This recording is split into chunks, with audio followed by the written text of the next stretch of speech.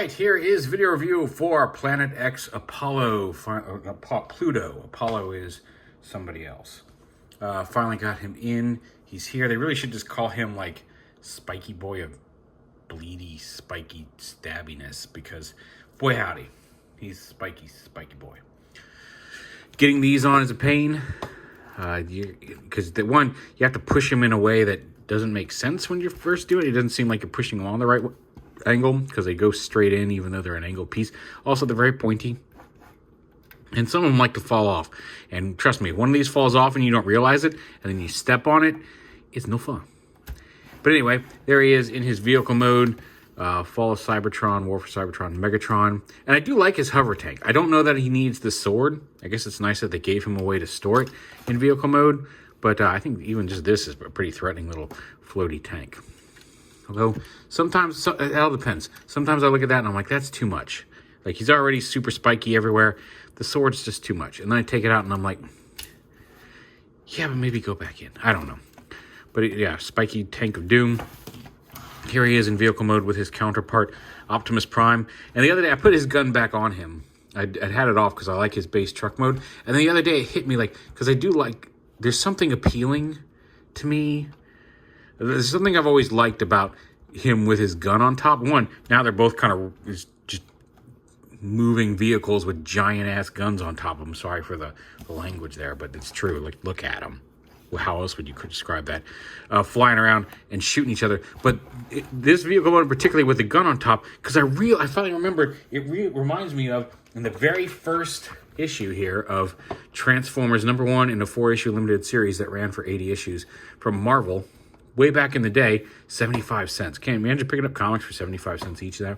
Anyway, right here in the third or fourth page, as they show not Optimus Prime and a bunch of people, denizens of Cybertron on Cybertron, everybody's fighting.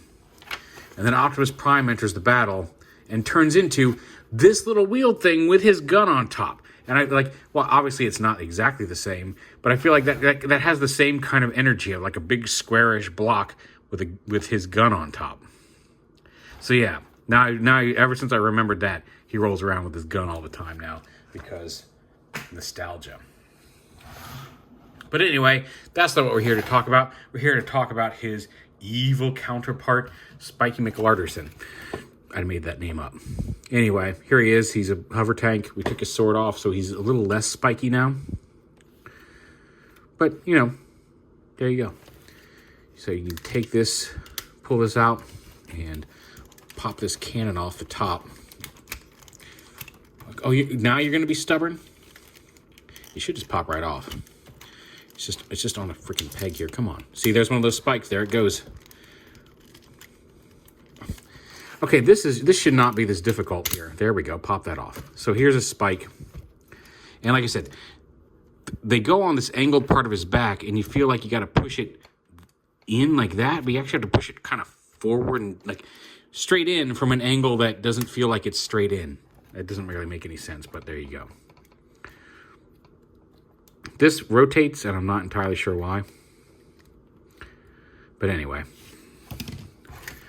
So once that's done, I like how he does kind of have like a pilot cockpit here, hiding under his cannon. It's pegged on here. I guess it's going to come out anyway. It's one of the first things we're going to do. But I like that. It's very Spider-esque once you get the cannon off, which is cool. So you unpeg these wings, and then just kind of get them up out of the way here. Also, if you turn him over, you can see his face. You can't turn his head around. You can see because his chest plate's back here. But you can go ahead and untap that, and you can go ahead and pull that down. You can kind of see, he looks like a spider now, how he's going to come together. But anyway, we'll go through the motions here. So you got to open this backpack up. This whole thing comes up. Then this folds in, and then this folds in. And he's got some little cool little thingies here. Oh, those probably should have flipped out for tank mode, I bet. There we go.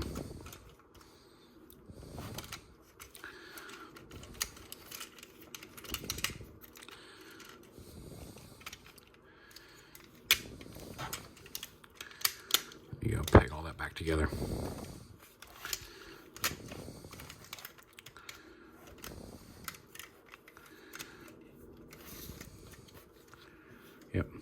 engines here on the back.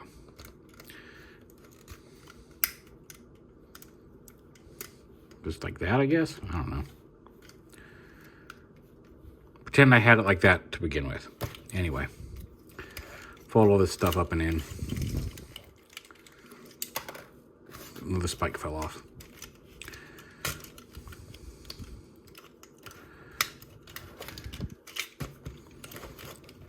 Go into the body. Bring the backpack down.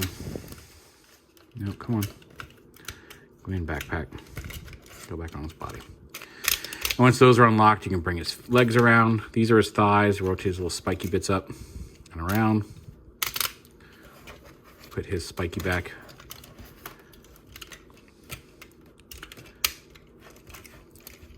Don't worry, we'll get it all arranged.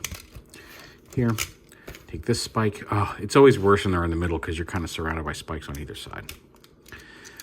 I may glue these in. Like I said, these pegs are so small, like I could glue them in and they'd be secure, but at the same time, I worry that like because of those thin pegs, they might be prone to just breaking, and I'd rather have them just pop off than risk breaking that peg. Although, we're getting real close to a point where maybe it'd be worth it. So anyway, he's gonna come around.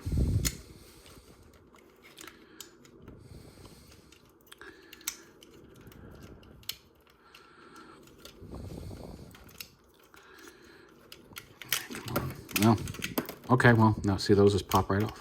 Good job. Now we can collapse the backpack properly. Stupid.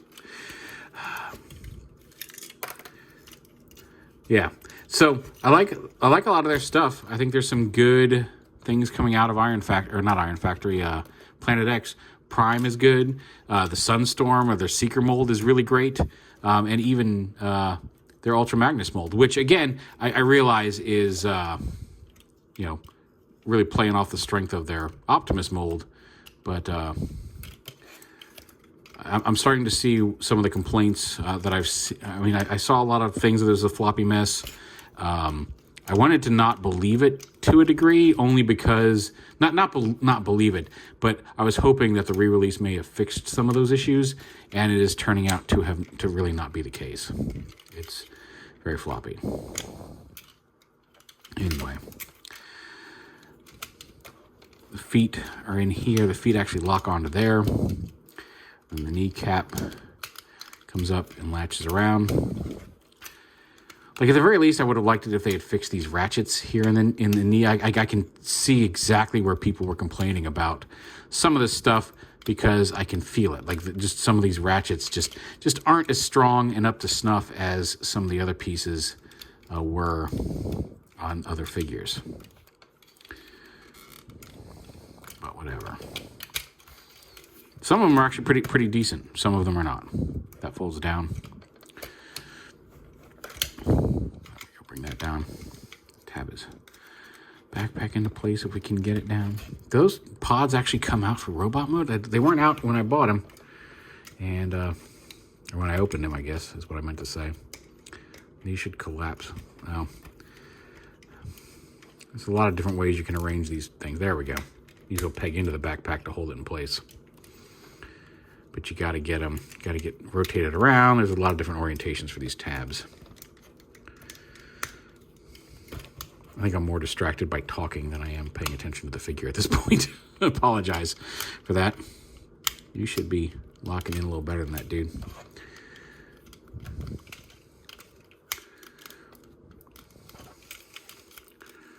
Whatever.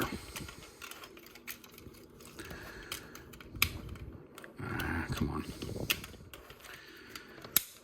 It also doesn't help that, like, I've taken some medicine. I've got a blinding headache right now. Again, because I'm shooting all of these, just for the record, I'm shooting all the videos, and the 3D printed lug nut, the Studio Series Cliff Jumper, Thunder Howl, Ultio, what else did I shoot tonight? Thunder Howl, 3D printed, Studio Series Cliff Jumper, this, Ironhide and Prowl. all shooting on Sunday, November 1st. That's why there's no backdrop. I keep meaning to talk about the backdrop too. I have it on the way. It's on order. I finally decided on something. And so we'll see when it gets here how it works out. But man, I'm really starting to feel like those might need to actually come out for robot mode. Does he actually have these pods in robot mode? That doesn't seem right. But there you go. I guess you can have him out in robot mode. Now he's got these weird orbs behind his head that can't be right. Those have to be jet engines for tank mode, but I can't because they weren't out. He shipped in robot mode and they were not visible. I would have remembered them if his little weird head eggs had been out. So I don't know. But I can't seem to make them go in here now. And I just think it's ridiculous that I can't do that because they're clearly supposed to store in here. And yet it's also possible that I put them back in the wrong side or in the wrong direction. And maybe that's it. Oh, you know what? I think that is it because I remember seeing the purpley bits. I think, yeah, there we go. Bet you that's right. Bet you that'll fold up right in there. Look at that. Look at that. See? I can figure things out. I'm a pretty smart dude. He says to the people who watched him be an idiot for 11 minutes. Bring him down. Fold them all up. There we go. See, now he's looking like Megatrons. And then open up these. Open up these. Flip his fists out. Extend the arm. Open these. Open these. Flip the fists out. That one was sideways. I guess you can bring those arms down a little bit. But there he is. And again, he's a nice, bulky robot. Very sinister looking. Very spiky. You did not peg in properly, wing. There you go. And a nice Fall of Cybertron Megatron. Video game Megatron. He can hold his sword in his hand. He kind of got a little scary about pushing that past his thumb there, but we did it. Oh, we kind of did it. There we go. And then his cannon, you can have him hold his cannon with this peg if you want. I don't know why you would do that because it pegs into his arm here. And just, again, that's why I don't, because like it doesn't clip on anywhere else. Like it doesn't have anything to really hold it into place elsewhere on his arm. You got to use this peg, and yet they make it so it wiggles. But then you peg his arm cannon on, and there he is, ready to fight Optimus. For the sake of expediency, I'm using my metallic version in robot mode here. But just to give you an idea of how he scales with Optimus, he looks a little shorter from this angle, and I don't know, I think my camera might be at a slightly weird angle because they're about the same height. Megatron obviously a little bulkier side to side. But I think they're cool opponents. And here, where's Sunstorm? He's right over here. Well, I don't have the Starscream mold. There he is with Sunstorm, so you get an idea what he looks like with a Seeker. Like I said, I think Sunstorm and or Sectus and Jupiter are my favorite of the molds I've played with. And to some degree, Helios, the armor isn't too bad, but it's because it has that core base mode. But if you have Optimus, I feel like you got to have Megatron to be his opponent. And so we do. I don't know, this stupid crotch piece. I guess you can open up his crotch and be like, hey, look at my belly. You can also lift this up. You can see he's got some little mechanical detailing here inside his chest. But there is... he's got a ball joint at the head, ratcheting shoulders, bicep swivel, ratcheting elbows. The shoulder swivels hinges seem to be ratcheting pretty good. The bicep swivel's a little loose. The elbow ratchet, again, supporting his hand. It doesn't need to be super strong, but it feels a little loose. The hips, maybe they are a little better. The bicep swivel is there, or the thigh swivel. He's got ratcheting knees, which do all right, it seems like. And then ball joints down at the ankles, which, okay, again, hang in there, okay. But cool dude. Glad to have him to go up against Jupiter. There is Planet X Pluto.